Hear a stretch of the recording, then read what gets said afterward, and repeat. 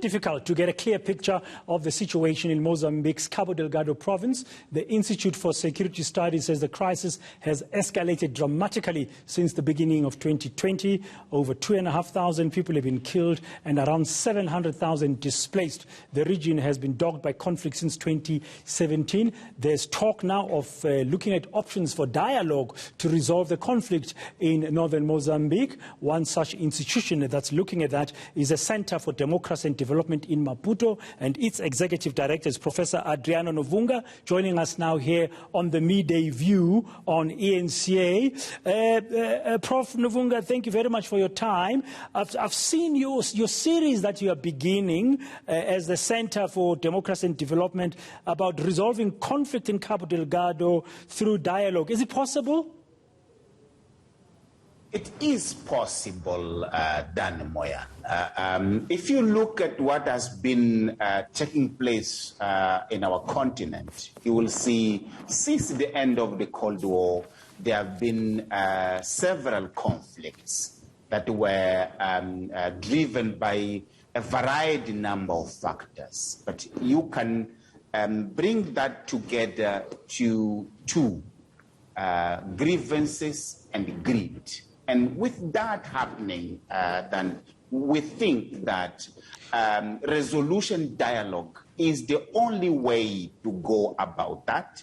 It is a progressive way of doing that. And if you look at the dynamics in Cabo Delgado, you can clearly see that the issues of grievances are there, but there is greed here, which seems to be instrumentalizing poverty, seems to be instrumentalizing marginalization and hopelessness. And this, it suggests that dialogue, it's not going to be easy in a context where you have a faceless, violent extremist, but it is possible because this conflict is clearly driven by certain people that, looking at the dynamics, they can be traced and they can be identified, and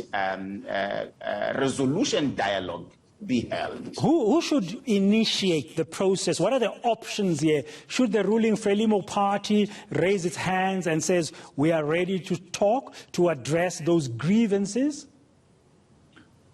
I think President Nyusi has done two important things, I consider. One, recently he has stepped up and said, listen, let's move away from labeling this as an Islamic insurgency.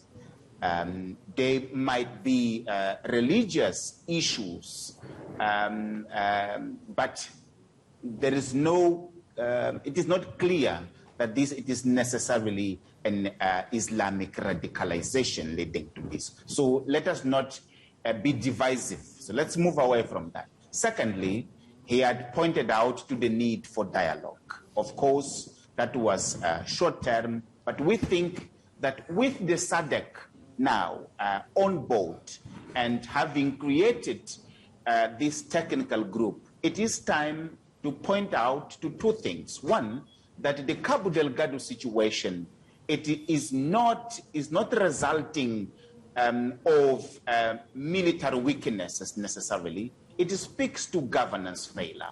It speaks to the inability of the current governance system to allow the low-hanging fruits of gas development trickle down for the people, one. And two, it allows for some of these low-hanging fruits to be captured by the elites. This is one. Two, in relation to SADC, and say, in the region, with the private military groups interested in contracts, we know that there are corridors being made to lobby this group to advocate for a militaristic solutions. But that is not the way to go. Dialogue is key, and that dialogue must be started by civic-driven agendas. We have been pushing through our platform for dialogue on business, security, and human rights bring stakeholders to have a common understanding of the conflict. And this is key, Danny, a common and nuanced understanding of what it is happening. Because you have people who are saying the young people, they are choosing to be recruited. That is not true. Hopelessness is leading young people into a vulnerability, which then are enticed. So let us have a common understanding to address the issue. So to respond to your question, this Frelimo, it has made the decision to open for SADC. This is good. The president, it is starting to set the narrative right. And this, we are saying the push, it should come from civic-driven agenda at the moment. Thank you very much, Adriano Nuvunga. Very clear there that dialogue is possible and needs to get going. It looks like the door is opening slightly after that SADC double Troika summit that took place in Maputo last week. Adriano Nuvunga, of course, Executive Director of the Center for Democracy and Development in Maputo.